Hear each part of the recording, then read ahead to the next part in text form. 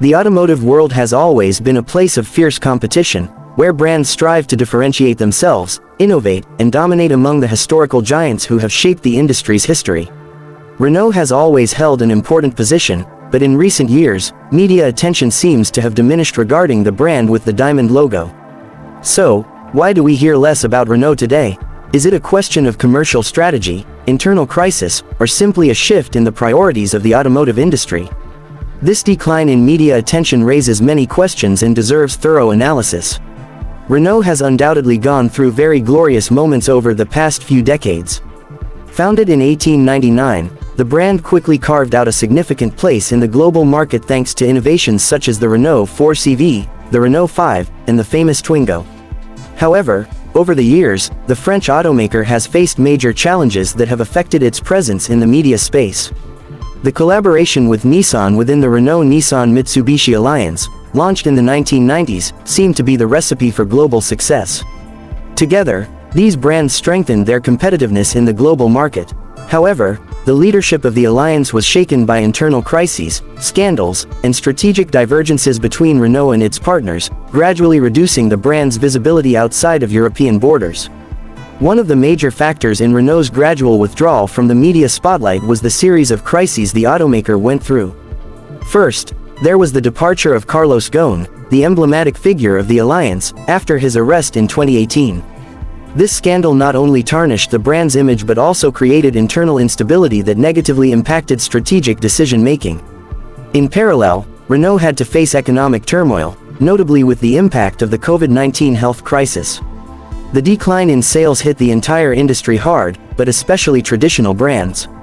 Faced with the urgent need to reinvent itself to tackle the challenges of the energy transition and new competition, the automotive world has radically changed in recent years. Electric cars have become a key topic, and Renault, which had long relied on thermal vehicles, had to shift towards electric. In 2012, the brand launched the Renault Zoe, a flagship model for electromobility. However, to this day, one could argue that Renault has been a bit too slow to fully embrace this revolution, while players like Tesla, BYD, and other Chinese brands rapidly became leaders in the electric vehicle sector. Renault had to react under pressure. The French automaker made efforts, but beyond the Zoe, its electric models have struggled to establish themselves in the market in the face of increased competition. Tesla dominates media attention and manages to attract a large clientele with its innovative models, exceptional range, and remarkable performance. Renault, despite its investments in electric technology, has not managed to capture enough attention, and its brand image has been somewhat overshadowed by younger, more dynamic brands. Another factor explaining Renault's media retreat could be a shift in its communication strategy. While the brand used to create spectacular events to mark its launches, it now seems more discreet. Global advertising campaigns are less ambitious, and the brand doesn't seem to be as prominent in specialized media. It is true that Renault has changed course, notably by redirecting its efforts towards optimizing costs and restructuring its activities. In January 2020, the brand announced a strategic plan, Renault Drive the Future, aimed at enhancing its efficiency by streamlining production and focusing more on green technologies. In mobility services, however, these strategies were not sufficiently publicized and gave the impression of a brand in retreat. Investments in charging infrastructure, partnerships with other industry players, and the development of new hybrid model ranges are interesting actions, but these initiatives remained off the media radar. This discretion, though necessary to focus efforts on internal recovery, contributed to Renault's disappearance from the automotive news cycle. Another significant aspect of Renault's declining reputation lies in the aging of its models.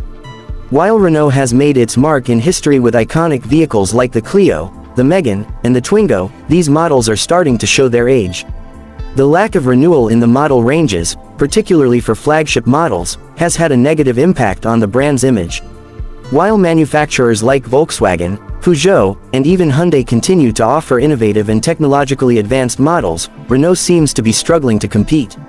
Furthermore, the reputation of some of these cars, such as the Renault Koleos and the Renault Laguna, has suffered from reliability issues, contributing to a lack of consumer confidence. Consumer habits have also evolved in recent years.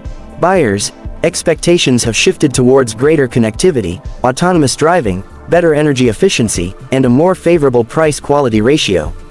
In this context, Although Renault offers competitive models in certain segments, it seems not to have fully responded to the new expectations of modern consumers.